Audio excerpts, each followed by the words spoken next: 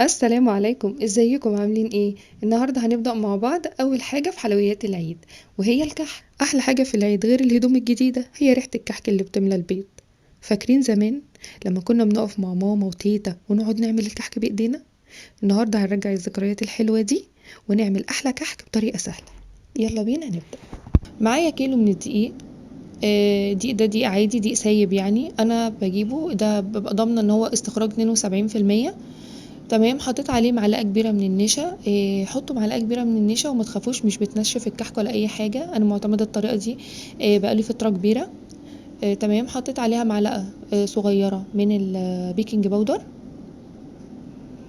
ربع معلقه صغيره من الملح. وبقلب بقى ايه الكلام ده كله، الدقيق والنشا والملح والبيكنج باودر، بقلبهم مع بعض كويس. وبعد كده بعمل زي حفره كده في النص. تمام. وانا بجهز الحاجات ديت انا كنت حاطه نص كيلو من السمنه. هو المفروض يعني لو بالوزن هتبقى نص كيلو وعليها معلقتين سمنه كمان. تمام. 520 جرام من السمنه. حطيت بقى 3 معالق من السمسم، وما تزوديش سمسم عن كده عشان النقشه بتاعتك تبان. تمام. وابتديت اضيف السمنه المقدوحه، لان ده طبعا زي ما انتوا عارفين ده كحك على السخن.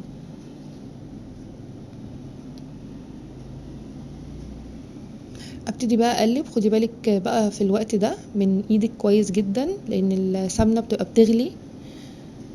فابتدي بقى ايه قلبي كده بمعلقه الاول، واوعي تحطي ايدك في المرحله دي.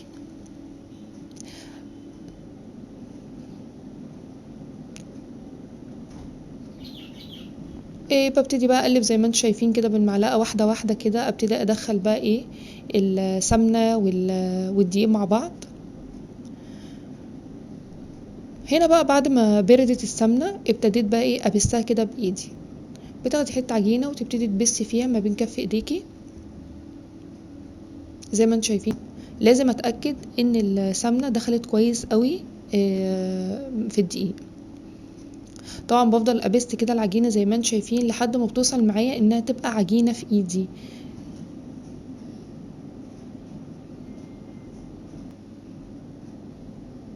اهي بصوا بقت عجينه ازاي، بصوا. ببتدي بقى هنا احط روح الموز. بحط نقطه من روح الموز وبحط نقطه من روح جوز الهند. تمام. السمنه اللي انا حطيتها كانت سمنه بلدي على سمنه نباتي. انا بستخدم سمنه بلدي على نباتي. هنا معايا نص كوبايه من الميه الدافيه، حطيت عليها معلقتين كبار سكر ومعلقه صغيره من الخميره. قلبتهم ولما فارت كده زي ما انتوا شايفين ضفتها. في المرحله دي انا هبتدي معجنش كده. انا هبتدي الم بس العجينه. تمام. العجينه هنا المفروض ان الميه اللي بتاخدها طبعا لو حابه تحطي لبن حطي، بس اللبن بيأثر عمر الكحك.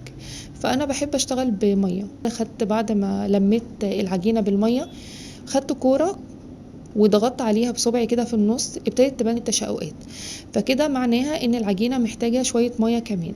فانتي معاكي الميه من نص كوبايه لكوبايه الا ربع. تمام. وحاولي ما تزوديش عن كده عشان العجينه ما تنشفش منك. بصوا هنا بقى الفرق لما حطيت ربع كوبايه ميه كمان. بصوا لما خدت حته عجينه وضغطت عليها في النص ما بانتش اي تشققات. هنا بقى معايا المفروض نص كيلو من الملبن، بس انا شايله منه، ده مش نص كيلو كامل، ده اقل من نص كيلو.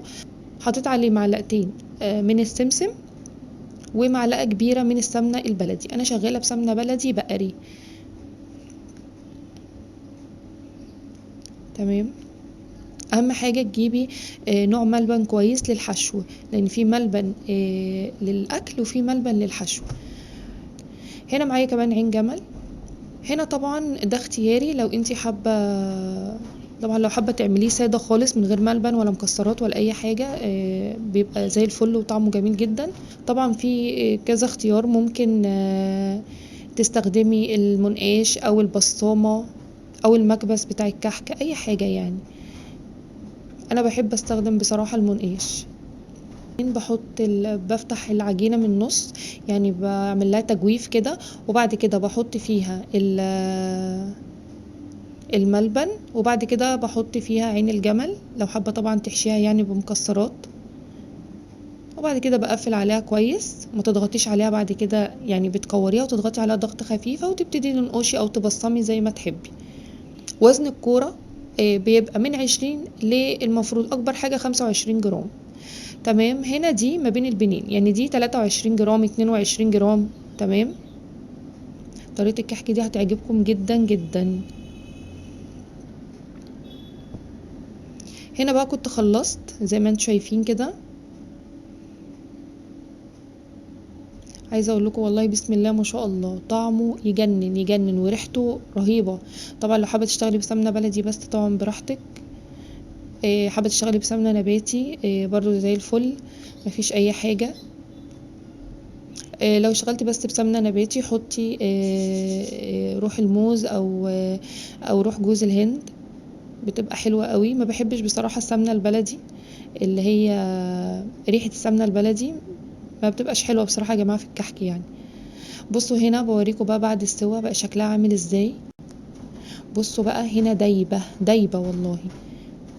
طبعا لو انت هتعمليها ساده، يعني ساده من غير لا ملبن ولا مكسرات ولا اي حاجه، هتدخل على فرن 180. لو هي محشيه ملبن او مكسرات يبقى هتدخل الفرن، هتدخلي الكحك الفرن على درجه حراره 200. اتمنى الطريقه تكون عجبتكم. ما تنسوناش من صالح الدعاء، ما تنسوش تعملوا لنا لايك وشير واشتراك في القناه. والسلام عليكم ورحمه الله وبركاته. باي باي.